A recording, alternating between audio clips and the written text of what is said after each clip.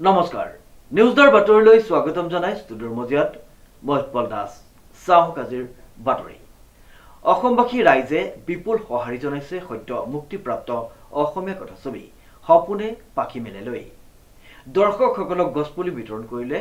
সমীৰ ৰয়ে news direct report অসমবাসী ৰাইজে বিপুল সঁহাৰি জনাইছে সদ্য মুক্তিপ্ৰাপ্ত অসমীয়া কথাছবি সপোনে পাখি মেলে লৈ দৰ্শকসকলক গছপুলি বিতৰণ কৰে প্ৰকৃতিপ্ৰেমী সমীৰ ৰয়ে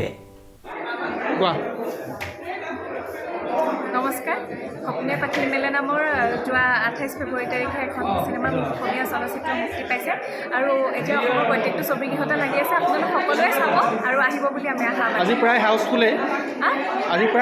হৈছে আজি হাউচফুল যোৰহাটত টিলিত চাই আছোঁ আমি এতিয়া চববিলাক আছে ইয়াতে উল্লেখযোগ্য যে বৰ্তমান সমগ্ৰ অসমৰ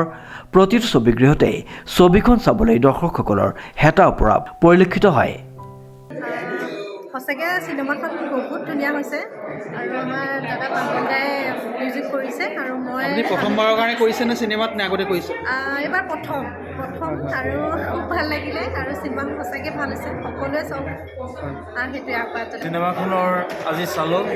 ভাল লাগিলে মই নিজেও কিছু ক্ষেত্ৰত জড়িত হৈ আছোঁ আশা কৰোঁ বাকীকেইটা দিনো দৰ্শকৰ আজিৰ দৰে সহানুভূতি আৰু সহায় 2025 চনৰ এইখন আপুনি মিউজিক ডাইৰেকশ্যন কৰা এইখন প্ৰথম ছবি নেকি 2025 চনৰ প্ৰথম ছবিখন এখন মোৰ যিমান পাৰোঁ চেষ্টা কৰিছোঁ আৰু ৰাইজে বাকীখিনি ক'ব আমাৰ হাৰ্টথ্ৰব জুবিন গাৰ্গেও ইয়াত দুটি গীত গাইছে জুবিন গাৰ্গে দুটা গীত গাইছে হয় আৰু সুবাসনা দত্তই গাইছে ৰিণ্টু শইকীয়াই গাইছে পম্পী কোঁৱৰে গাইছে ৰশ্মি দাস ৰিংকুমণি শৰ্মা এনেকৈ আছে